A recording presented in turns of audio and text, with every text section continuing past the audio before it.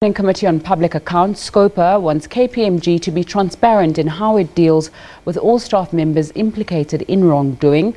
On Sunday, the firm announced its decision to review all its work completed over the last 18 months to maintain the trust and integrity of the organisation. KPMG's reputation was tarnished by a report done for the South African Revenue Service into claims of a so-called rogue unit which has since been largely discredited. Meanwhile, the Independent Regulatory Board for Auditors is weighing up benefits of creating audit-only firms. Responding to the measures that KPMG has undertaken to turn around the corporation, Chairperson Themba Godi says the audit firm has a responsibility to treat all those implicated in the same way.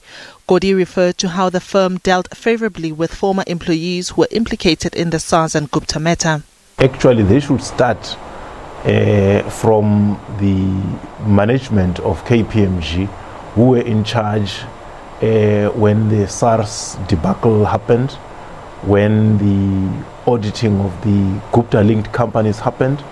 Because in that particular instance, what happened was that those gentlemen were given 3 months' salaries and they were retired, and nothing has happened to them. But in this particular instance, these two gentlemen who have resigned are still going to be investigated, and whatever they've done is going to come out in the open. So I think they need to start right from the beginning.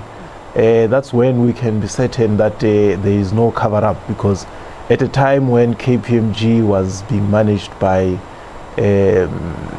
white people at the top, those who messed up were given golden handshakes. KPMG Board Chairperson Professor Wiseman Nkutlu says it's time that the new leadership be accountable to the public. He confessed that the audit profession has a lot to change. The profession has a lot actually to change in terms, it has lost trust with society. And the same forces, in my view, that are behind things that go wrong with major companies in society, when the drive for profits, drive for revenue becomes everything, and the impact of the work that the company does or the impact of its actions on society becomes secondary. And this has been a subject of discussion by the Global Compact at the United Nations. Professor Nkutlu says the impact of the initiatives that KPMG is undertaking will only be seen in the next 12 to 18 months.